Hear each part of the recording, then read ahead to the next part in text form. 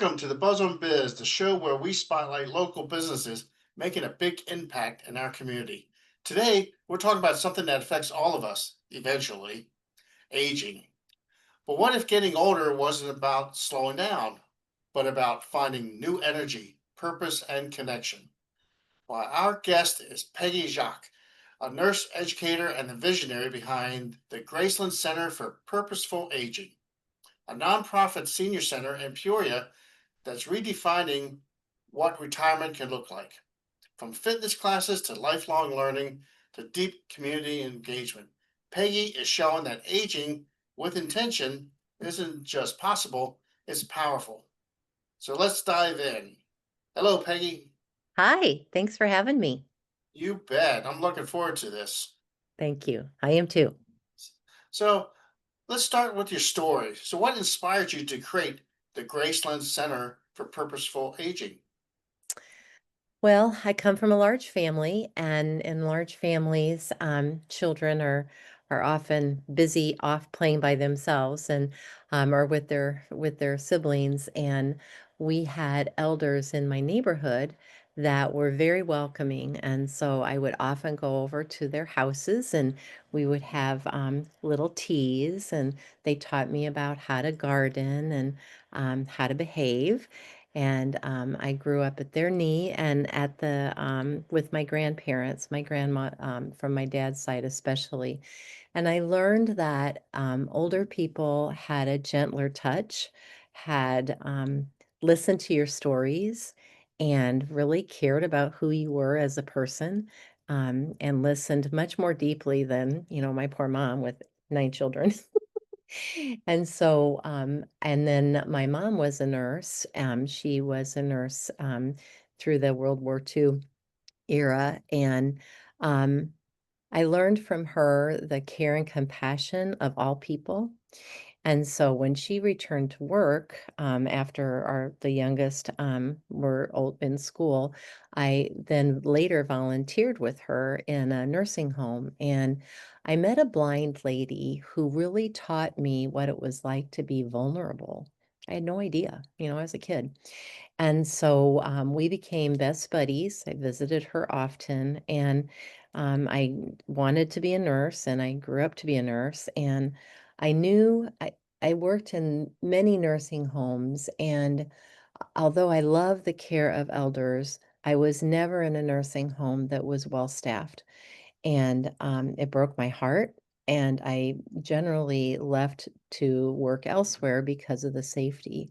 And it really bothered me that we didn't have good nursing homes for our elders.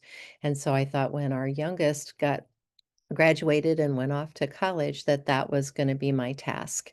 After our kids were, I was really going to just dive into that. And I had some friends who said, that's really not a possibility. There's too many factors for you to make the best nursing home ever. And so I thought, well, honestly, I felt like that's what God wanted me to do. So I was kind of befuddled. So I took a course through the University of Phoenix because I knew I needed to learn updated laws and whatever was impacting elders. And so I took a healthcare gerontology certification course. And as part of that, really understood much more deeply all the legal entities that are involved with the care, and as we get older, the issues facing us, and also the culture and how much other people really don't respect older adults in our country. And so, as part of that course, there's a capstone project, and you needed to find an unmet need in your community. And even though I have my master's in community health, I ran blood pressure clinics in the community. I worked with the health department. Um, I made home visits with home care and students. I didn't realize that Peoria didn't have a senior center. And so I thought, well, that's something I can do. I had no idea what I was getting into. And so I started my communication with the Agency on Aging, with churches, with community groups, and went to the Small Business Development Council because I haven't been a business owner. I don't come from business owners. I didn't know what how to get started. And finally, someone from the Small Business Development Council said, "Oh, you're not a business, you're a nonprofit." And I said, "Oh, great. What's that mean?" 'Cause I didn't know. So he helped me get started, and I had a board of very supportive friends, and we got our ducks in a row right in March of 2020. And so we know what happened then, right? COVID hit, and so we went forward. We got our policies and bylaws, and had our first board meeting in August of 2020 in a open aired room with masks, and got started. And because I thought this is where we can provide a oasis. And originally, that was what I called it, oasis, because I wanted it to be a place of refreshment and welcoming and helping people embrace getting older and how to live that to their best ability. So that's our roots. Wow. So you bring up some interesting points to me, Peggy, about being an entrepreneur. Because when you're an entrepreneur, you have a vision and you want that vision, but you're going to have some naysayers along the way saying that's not possible and all. But a true entrepreneur like you pushes those naysayers away and goes forward with their vision because it was given to you for a purpose. Mhm. So that was Find great. the tribe. That's so true. And to find the people who will who've been further down the path and who have experience, and to be humble enough to know to listen to them. I know I have one dear mentor, Linda Markle, and when you're faced with the barricades of what's against you, um, she always reminds me, just take the next step, just take the next step. And it's that tribe of mentors that I would never be here without them. Yeah. Yeah, and the other important thing that you brought up, Peggy, that all people who are considering going into business is the SBDC, the Small Business Development Center. They Mhm. are a valuable resource, Right, and all their information is free. You don't have right, to pay for it, so you can go there, and they're there to help you to help businesses to start. right. So if you're an entrepreneur, you have an idea for a business, go to the SBDC. They're in Bradley University there and check them out. They're they're looking forward to helping businesses to grow. Mhm. Yeah. Yeah, that was very and Distillery Lab had just gotten started. Again, another reach out that connected me. They weren't up and running yet. I have been in recent contact with them, and they're again very supportive, because they know it takes connection to other people, and it takes different ideas, different approaches. So, yeah, I think in that regard, Peoria is rich in resources and um, people who have gone past that barrier and can keep calling you forward. Exactly. Yeah, I love the distillery labs too. They're a good incubator for, especially if you're uh, small, but I think more for big businesses. If you have a big idea, Distillery Labs is good. They have a couple G Yeah, beta and alpha beta programs to help you to launch a business. right. So they are a great resource also Mm, for people to try. yeah, yeah. All right. So moving on, Peggy. So how does Graceland's approach to senior care differ from traditional models? We have a culture that views aging as a detriment, that there is not a lot of positive involved with aging. And our approach is that aging is a privilege because we've all lost people far too young. And so every day is another blessing and another opportunity, and that we still have so much to offer and to give back to our community. And so in fact, we have a birthday bash every month, and celebrate the birthdays of that month. And it's joyful. and encouraging. And so I think that's our primary difference in the attitude toward aging. And the people that come, oftentimes, in fact, we just had a speaker yesterday that was from the University of Illinois originally. She's an audiologist, and she called out the attitude of ageism and our own view. And that when we view aging as an opportunity and with gratitude and look for opportunity to grow and to learn and to love on other people and to connect, we add years to our life. Is it? I mean, and research shows that. And so I think that's our premise. Now, I'll give you a fact, Bill, that is discouraging when you listen to initially. So, the Older Adult Act in 1965 established Medicare, Medicaid, and Social Security. And that was a huge event, right?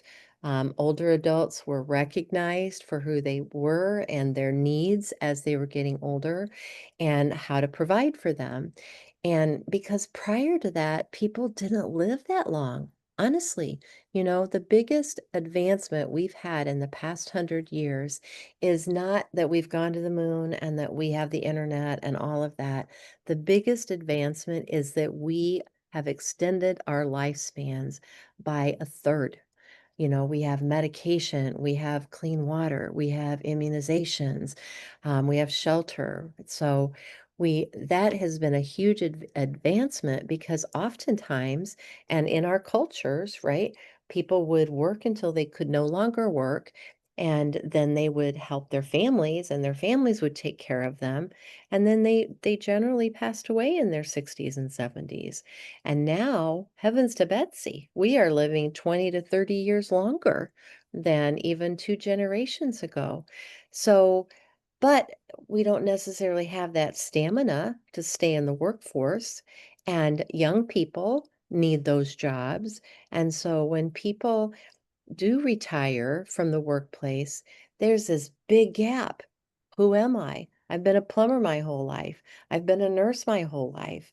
I've been an educator. I literally sat across, I just retired from nursing, as you mentioned, and I remember this educator in his 90s, and he is still volunteering in the schools with art. And he said, I am no one if I'm not an educator. And, I just was so moved by that because that is who he is, and it's important for him to be able to do that. There is a role transition though, because sometimes we're not able to be that anymore. And then who are we? Well, because maybe we have a stroke or maybe we can't get down on our knees to do the job we used to do. So there's an identity change with retirement, but that doesn't mean that there aren't other avenues.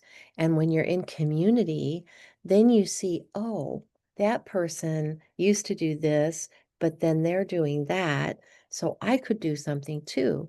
Maybe I could learn a new skill, or maybe I could read to children, or maybe I can go volunteer at a food pantry. Or maybe I've really always wanted to be an artist and I've never got the opportunity. So let's see if I got some talent. To me, that is the joy of offering opportunity and physical and mental and emotional health. Yeah, So I like that. So basically, from what I'm hearing is during retirement doesn't mean it's the end. It's a door to open new opportunities of yeah, other things that you can move forward to and yeah. proceed with. And I think, mm, we're in an era where there's still people who are enjoying those big pensions. But most of us aren't gonna get them. You know? There was a boom, right? In the big manufacturing with labor unions and that kinda thing, where there's an era where people did retire, and had a pretty chunk of a pension, and they could travel, and they could have that second home. Um, that's not reality for a lot of people. Um, People have such misperceptions. They think anybody over the age of 80 is in a nursing home, where only 4% of older adults go into a nursing home. They have the perception that people are all on fixed incomes. Well, that's not true. They have the perception that everyone is entitled or gets through Medicare silver sneakers. So we don't need to have these programs. Well, that's not true. You know, Yeah. it's just many myths people have of resources that are available to them, or that we're stricken with certain things, or we're doomed to dementia. So dispelling the myths of aging is critical so that those opportunities are possible, and that hope is a good thing. So you brought up another thing earlier. You said about celebrating birthdays, people. So my mother-in-law just turned 100, and tomorrow Oh, we're having a big celebration for her at the facility that she's at. 100 years old, look at the changes. Oh and my gosh. she's spicy. I mean, she wants to win. She's competitive. I She has love it. my wife over all the time. They're playing card games, and she is competitive. So her brain is always working, is Yes, always going, and I think that helps out a lot. absolutely. I love that. I love that. Yeah, that and I'm so happy. I mean, that's just a monumental uh, road. Can you imagine? I mean, in 2025, they just finished World War II, One. They're in the Roaring '20s, Prohibition. I mean, the history that she's lived through. Yeah, My God. exactly. Yeah. Russian, World War II, Korean War, Vietnam. Right. In her midlife, in the middle of her early years for World War II. She watched computers, cell phones. I mean, technology and everything. Yeah. Yeah. It's a lot. Yeah. I interviewed a woman who was 98 about a year ago, and I asked her, who was raised on a farm, and I asked her, what's the biggest difference that you think? And she said cars. And because she said they would take an entire day to go visit a family member on Sunday. They'd pack up and take the buggy with the horse, and the pace of life was so much more relaxed. And I mean, they were busy. They had a lot of chores to do, but the priorities were much clearer, you know, family, take care of your family, take care of one another, get your work done, and enjoy. I mean, they were outside more. Yeah. Oh gosh. Well, enjoy your party. Well, thank you. Thank you. So, one of the things the Graceland Center for Purposeful Aging, what does purposeful aging, what does that term mean to you, Peggy? Wonderful question. So there are various authors who talk about what are the priorities of all of us in our life.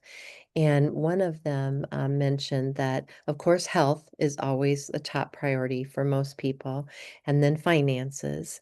Um, but the next priority, because we're not raising families except for some grandparents, but for the most part, now we have to find a new, what does this segment of my life mean? I'm not starting a new career. I'm not raising my family. I'm what's that mean? And so finding a new purpose for our talents and for our likes is critical to our survival, because if we're not needed or we don't serve a purpose, why are we here? And so when you go through retirement, most people go through phases. And the first phase is usually woohoo. I get to sleep in, or I'll take a vacation, or my life is not bound by the time clock anymore. And so that's usually the first phase. And then the next phase, honestly, is a little bit of despair. It's, okay, is that all there is? Now what do I do? And so the third phase is the searching. Well, what's this mean? What's important to me? And what, you know, the the people that I work with every day, as they're, in their 80s and 90s, um, they don't take a day for granted. There's today, because we might not have tomorrow.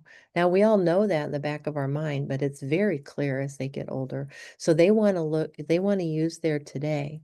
So there's an explore. How should I use my time? And then the next phase is really finding a new purpose.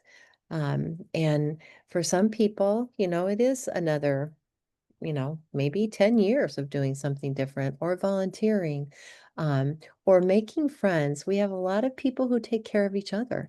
They'll take somebody to the doctor, or they'll meet for lunch, or they'll give them a call and see how they're doing, or they'll serve in their church. So I think working through that on your own sometimes is scary because you think there's something wrong with you. Like, shouldn't I be enjoying this? But I'm a little lonely, or I don't quite feel like I fit in quite like I used to. So when you do that in community, which is what Graceland Center is creating with Purposeful, is then you have ideas. We have speakers with different ideas coming all the time. You have ideas and people to share that with, and making friends. And it's always a comfort. Like, how when your kids were little, you would think, I'm the only parent that yelled at my child today.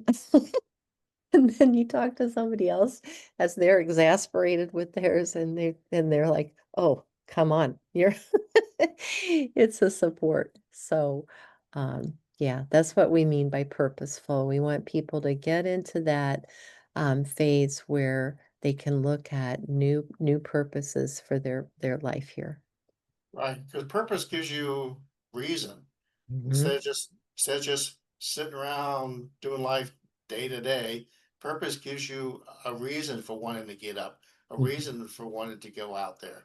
So Mhm. I love that purposeful aging, helping people in our advanced ages to find another purpose in their life. Mhm. Mhm. Yeah. Yeah. It's a new phase, and just like any new phase, going to kindergarten, going to high school, going to college, getting married, whatever, it's a new phase. And we don't honor that in our culture. Um, Speaking of culture, I do want to mention one of the mentors from the Small Business Development Council that helped us get started, Philip Lockwood. He heard my business pitch.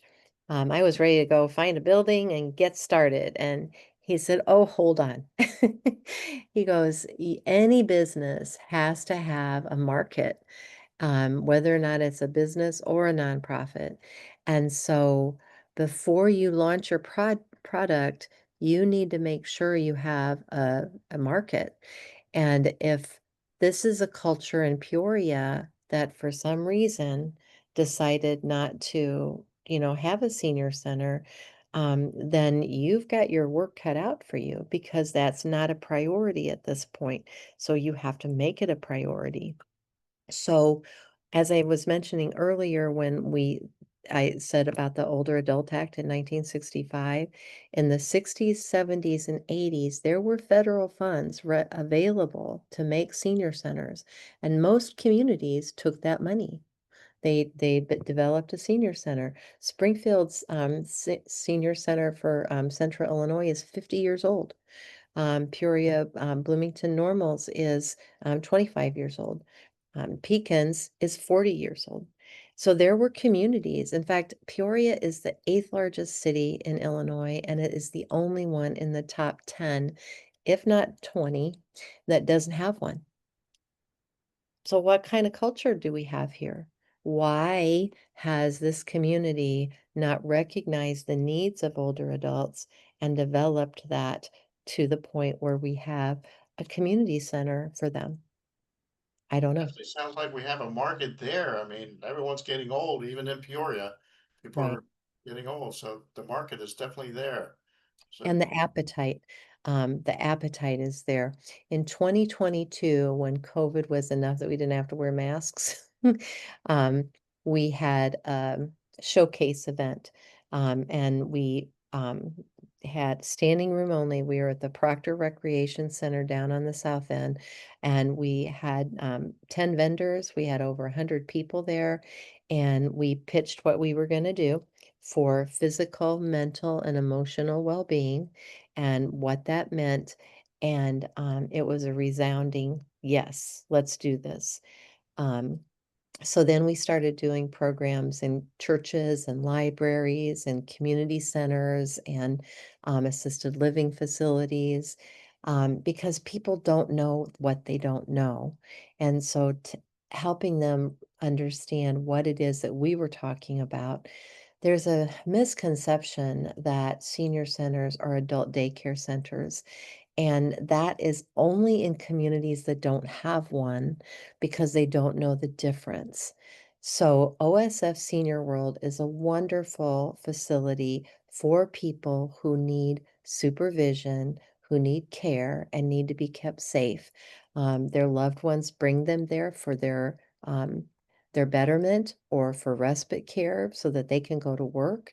But it's a licensed a facility that provides care versus a senior center that is for independent living. It is for people who can function on their own. They might need a wheelchair, or they might need a walker, or they might need a ride, but they're able to come and participate and learn and enjoy. It's a wellness center for independent living people. So um, helping get that idea across in Peoria is my biggest battle. Money is always the biggest battle, but if you once people get the idea, they're incredulous that we don't have one, and of course we should have one. Um, so so that's the culture I'm trying to make. That people, you're right, we have a market, but they don't know that they need this. The perception of aging is it just happens, and we're victims to it or whatnot. So our job is to help educate people that, nope, you can stay active. It's to your betterment. Look at your mother-in-law, you know? yeah, Yeah. exactly. So, speaking of like my mother-in-law, so what kind of programs do you offer at your center, and how do they support the residents' mind, body, and spirit? It's a really good question. In fact, I'm writing evaluation on a grant, and I was looking through all the different programs that we've provided. And I think I have, just in this past year, the different programs that we've had is over 52. Yep. And we do things like stresses, how to manage your stress. What are some of the history of Peoria? I had no idea we had a carnival, permanent carnival down at La Fresca, down on the riverfront with huge tents and magic acts and just things I had no idea about. Home safety, fraud prevention, loneliness, how to prevent it, brain health, staying hydrated. Um, we've had potlucks and ice cream socials, how to garden, insurance. That's always a question. Anybody that's gotten have to look at some of the Medicare plans. Goodness. Um, we've done herbal remedies. We've had like how to use a smartphone and a computer, those kinds of things. We do by popular demand. People like watching movies together. It's kind of like a fun thing. And so we got a movie license. So we play movies, and they're all, PG 13 kind of movies. And then we have like a discussion, like, what did you notice about this? What did you feel like the plot was? And even some of the older familiar movies, it's good for our brains to like go back and reflect and think about some of the things that the movie represented. Um, So that's on Tuesday, and then our scheduled programming is on Wednesday, and we're gonna start a new, day on Thursday, because we just received another big, grant, so we can open up another day, and that day, people have asked to have it be more open, like, there's people interested in starting a book club, some people interested in playing games, that we have some hardcore, like your mother-in-law, card people and Scrabble people. I'm a bit intimidated by them. Um, and then, so we'll see. Thursday will be starting in October. But also, one of the biggest things that we've started is a community meal. So, Neighborhood House provides congregate meals for free for people over the age of 60.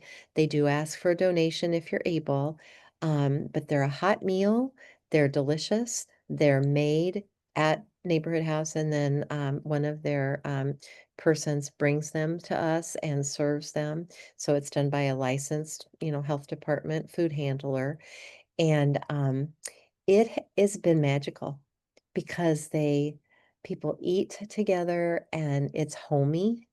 You just kid and tarry over conversation when you've got food in front of you, and it's nutritious. So you're saying that community meal, is that just for the residents or is that for anyone over 60 who can come to that? Anybody over the age of 60. Yeah. Wow. Yeah, and people they do have to sign up ahead of time, and a lot of times people are like, "I don't know if I'm coming." So we're working through the nuts and bolts because at one point we were having people call in, and then I was calling Neighborhood House, and the cook got a little like, "That's a little bit too much." So, but we always have bagels and snacks and stuff for people if they do run out of food and you came and they weren't expecting you. But also Neighborhood House has been very generous, so we generally that doesn't happen. They give us 5 or 6 extra meals. Um, so, yeah, and they're hot. I mean, you could walk off the street because that's what our Meals on Wheels program is. It's trying to get people out of their houses into a communal meal so that they do socialize. Nice. Yeah, it's been great. Yeah. Yeah.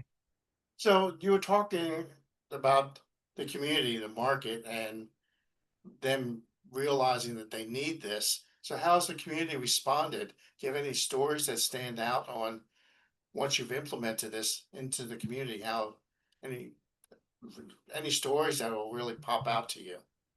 I think there's one in particular, but there's many.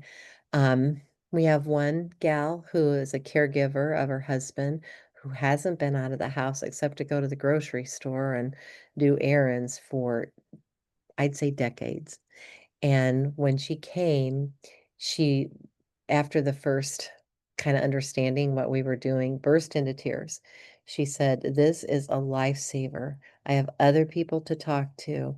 I have I can do something else other than be stuck in this house," and, it's helping her cope.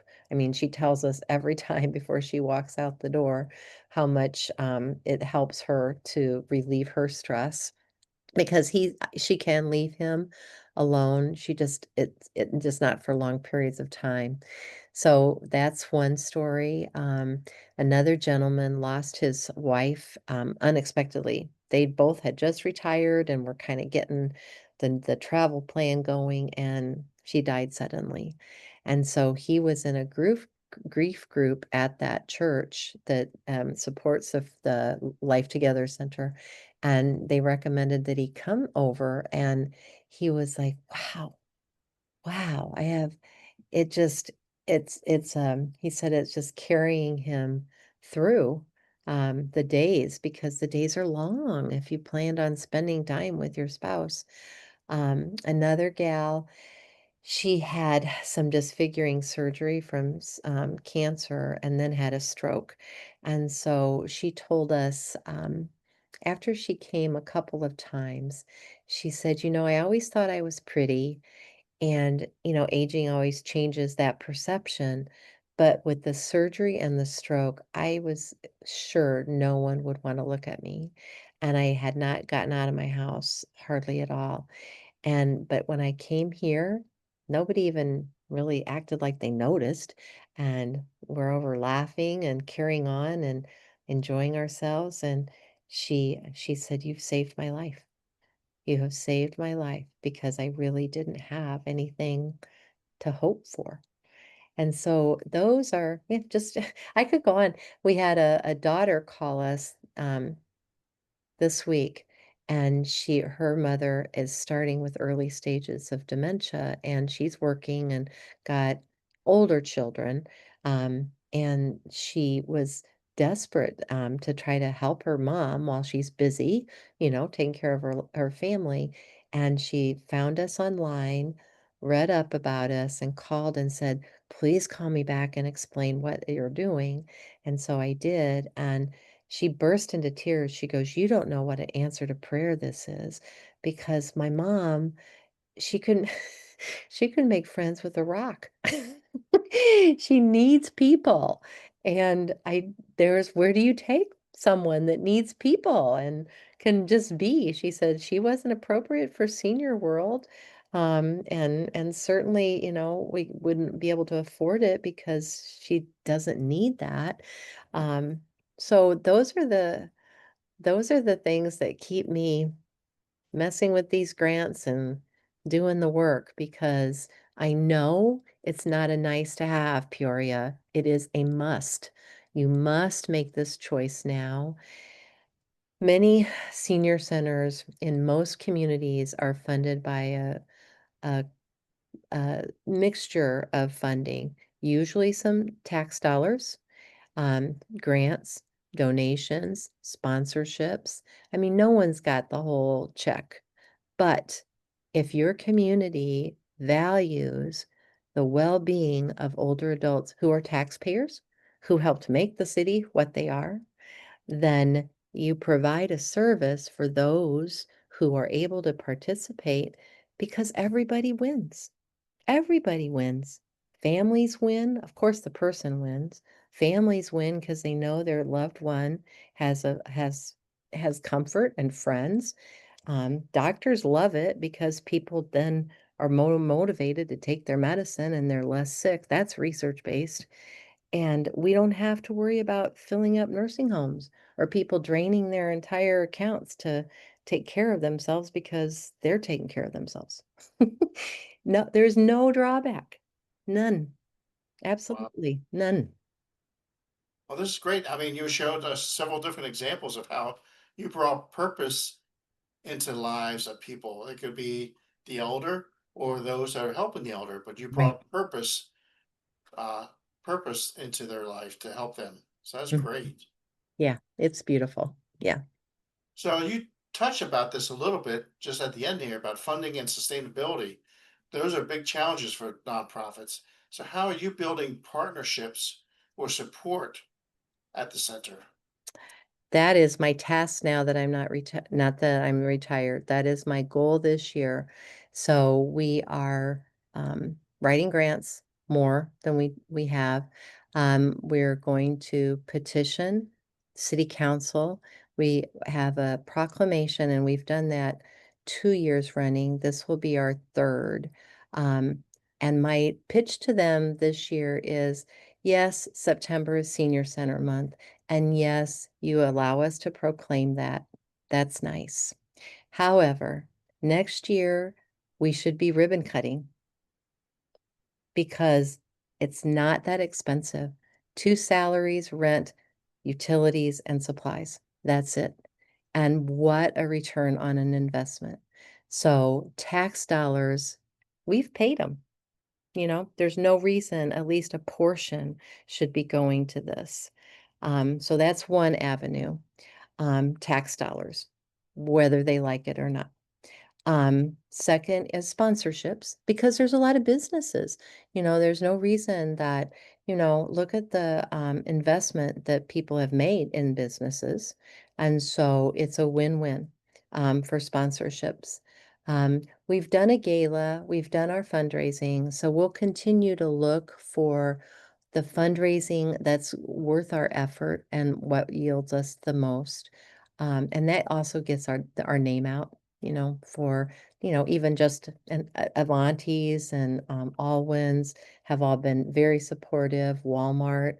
I mean, there are businesses who are pretty savvy who realize that partnerships work well. So that's our game plan. We have a budget. Park District, that's another area where most cities get some funding through the Park District. So we've got our work cut out for us, but it's a reasonable task. It's not an unreasonable ask. So, So just the other day, one of the groups I was at, we were at the Ronald McDonald House. And what I saw there, there's a lot of sponsorships there. They have different wings or different rooms or whatever that were sponsored by different businesses and excuse me, different businesses in the area. Um, is that something that you're utilizing or are you looking to promote to have businesses, like you said, Walmart and right. all that? Yeah, that's the plan. That's the plan. Um, what I'm doing is 100% volunteer, as an executive director. And so just 3 months into retirement, I now have the bandwidth, um, and board development, getting people from the community in the business world is another key stakeholder. So yeah, it's definitely on our radar. Because why would we? I mean, everybody wins if we get those sponsorships. Um, I will say that it is harder to get support for older adults. Um, so why that is a cultural thing. I had at the Nest with the Economic Development Council, um, early on, I had a wonderful mentor who um, is from China, was from China. He's moved to another city now. Grew up, I mean, finished his degree at MIT and was here in Peoria for a couple of years. And when he actually taught our board about entrepreneurship and the cycle and how to test your product, and he did a very good training for us. And his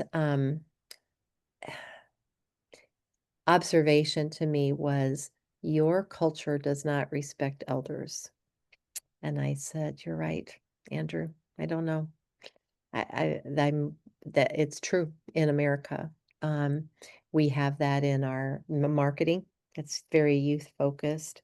It's changing though. It's changing because businesses aren't going to lose money.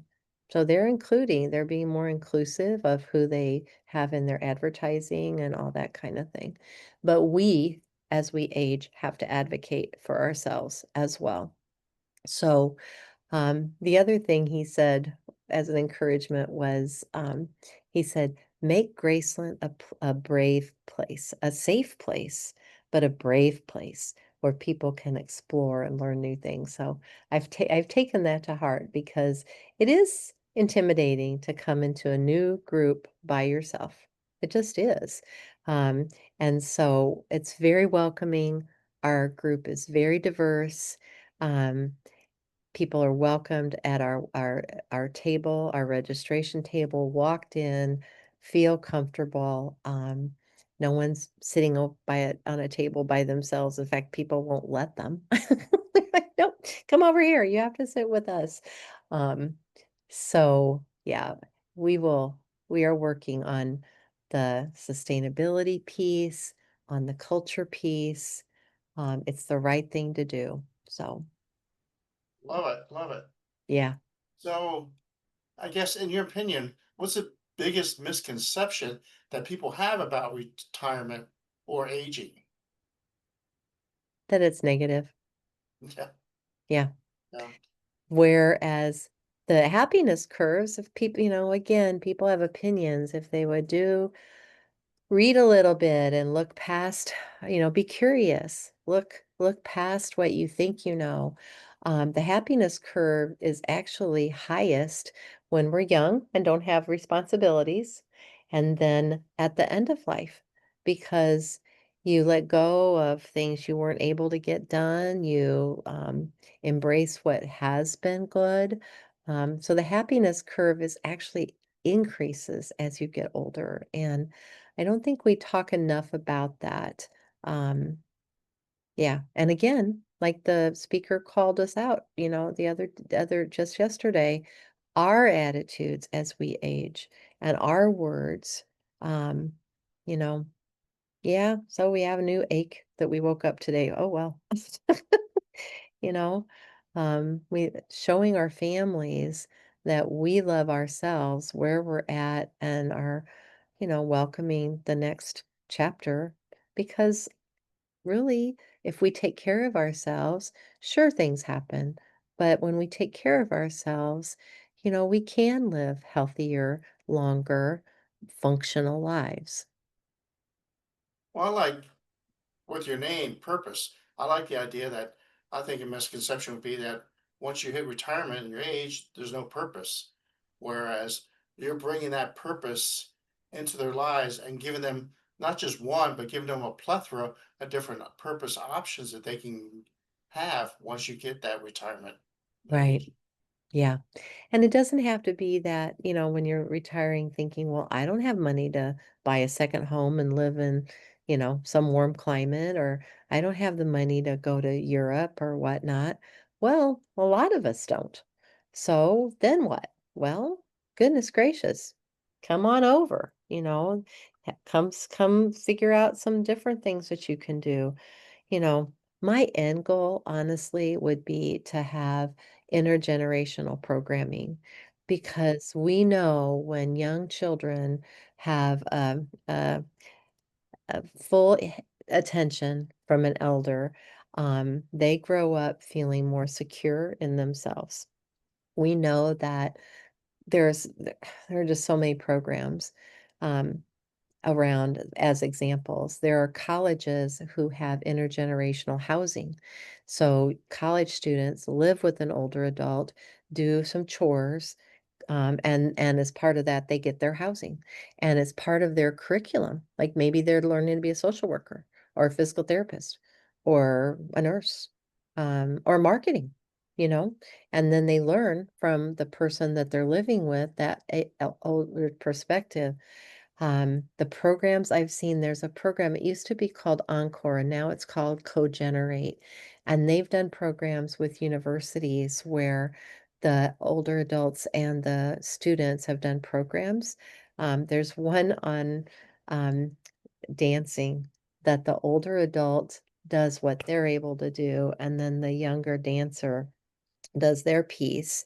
And I was in tears watching it because it was so beautiful, the expression, and many of these had older adults had always wanted to dance, but didn't really have that opportunity. Oh, it was amazing. Or students like in the photography or marketing, have done, like, collages of the person's life, or perspective or, it's endless, the possibilities. And again, not tremendously expensive and no one, it's a total win-win. So why would we not do these things? Yeah. Great, great. Yeah. So, Peggy, how can local businesses or community members get involved or support your mission?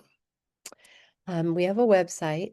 They can go to our website and learn about us and our 800 number. They can call and leave a message. Let me look it up because I always want to make sure they have, and they can email. We have Graceland Center for Purposeful Aging. So I'm pretty and we're very active on Facebook. So if they can contact me, I would love to sit down and meet with them and let them know what it is that we're doing and how we could work together. Um, After this next set of grants, that's my next job is to reach out for sponsorships. Our 800 number is 833-503-7773. And our address and phone number and Facebook are also at the bottom of our website, which is gracelandcenter.com. Okay, well, I'll include that all in the on the card at the end of this video for people to have that available for them. You know, one other thing I wanted to mention, Bill, was why we called it Graceland. Um, it's kind of funny. We had many different we vetted many different titles, you know. For example, the senior center in Normal is called the Activity and Recreation Center. Um, Miller Center in Pekin, I think, is named after the person who donated the building to the park district. So everyone's name doesn't always speak to what it is, other than, whatever. So we were trying to figure out what was a welcoming, we finally got Purposeful Aging down. But the name Graceland came to me. My husband and I got to see Paul Simon, and part of that was his Graceland tour. And part of that song was, "We're going to Graceland, we're going to Graceland," because it was a place for hope, and good things. And so I came up with the idea to call it Graceland. And my husband said, "Oh, Peggy, they're going to think of Elvis." And I said, "Well, number one, marketing is about name recognition, so it sticks in your mind. That's what we need to do, is stick in your mind. And secondly, I want it to be a place of grace and dignity for older adults, because those are the missing elements in our culture, that we can age gracefully. We can accept whatever limitations that are coming our way, but that doesn't mean they have to limit us. We can still age with our dignity as a human, and our ability to fulfill the purpose that we have." So that's where Graceland came from. Interesting. Yeah, Thank you for letting us know about that. yeah. So, I guess to end this, so what's your vision for the future, both for Graceland and for how we support older adults more broadly? Very good. I think for us to support older adults more broadly is to embrace the fact that, as you mentioned at the very beginning, we are all aging, and we have a choice. We have a choice in how we age, how we take care of ourselves, how we view ourselves. And when we view ourselves, not negatively with aging. I was in a meeting, mm, at the health department, and a woman mentioned that she was turning 60 with trepidation and negativity. And I looked at her directly and I said, "Congratulations." And she was like, incredulous. I was saying, "Congratulations." I said, "There's an alternative. You could not be celebrating your 60th birthday." And so I think when we speak negatively of aging, we're speaking negatively to who we were going to become, and of other people. Well, that's not very nice. So why do it, right? So I think as a culture, as individuals, the first place is always the only place we can change is ourselves. So change our own perspective of what it means to be aging, um and make the efforts then to take care of what you can take care of, um, and enjoy it, right? Because we don't know what tomorrow means. My vision for Graceland is that within 2 years, next year, I want it to be fully funded so that we can launch 5 days a week. Um, because there are people that do have other activities, maybe at their church, maybe chores, maybe a couple people are still working part-time. So if we had programming Monday through Friday, during the day, that would open the doors for people to have a little more flexibility in their schedule. My ultimate goal is for this to be a standalone center, um, maybe in collaboration with other businesses, um, and be available Monday through Friday, 8 to 5, maybe even into the evening hours. Have property so that people can, like the Bloomington Normal Center has community gardens. I mean, there's such a richness that can be brought to the community. Some of the people in the Economic Development Council and different groups looking to grow Peoria as a city wanted to become a retirement hub. And my challenge to them is, if I'm moving from Florida or Texas or who knows where to come back to Peoria, why would I, as an older adult, come back? Now, there is Ollie, and Ollie is an amazing resource through Bradley. Um, not every day, just episodically courses, which are really good, and they have a nice community. There's the Riverfront Museum has a monthly meeting. There are community meetings, but there's nothing daily. And when I've talked to people move from Chicago, from Florida, from California, from Arizona, and they're like, what do you mean there's not a center here? What do you mean? And so if I'm going to choose between here and Bloomington Normal or Springfield for a place to live, even if my family lives here, what is that, a half hour away?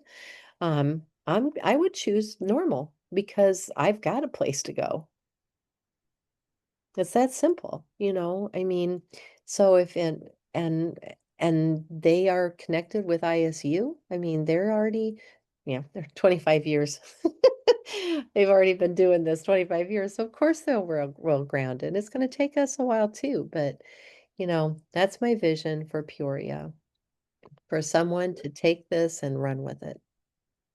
Awesome. Well, looking forward to see what you bring to us in the future here, Peggy. Thank you. So I Yeah. just want to thank you, Peggy. So everyone, Peggy Jacques is here. She has proven that retirement doesn't have to be a time of withdrawal. It can be a launching pad for purpose, connection, and growth. Through the Graceland Center, she's empowering older adults in Peoria to live with energy, dignity, and meaning. If you're inspired by Peggy's work, consider sharing this episode, visiting the center, or finding your own way to support purposeful aging in your community. So until next time, keep your biz buzzing. Thanks for tuning in to the Buzz on Biz podcast. We hope you enjoyed learning about another incredible local business making a difference. This podcast is brought to you by To Grow My Biz, where we help small businesses grow smarter using automation and AI. If you're a small business owner looking to save time, generate more leads, or stop losing leads, and want to serve your customers better, we're here to help. So visit togrowmybiz.com/call-bill to schedule a quick call. Let's talk. Or you can check out our tools and services at togrowmybiz.com and our AI site, ai.togrowmybiz.com. We'd love to help you grow. Let's talk soon, and we'll see you on the next episode of the Buzz on Biz.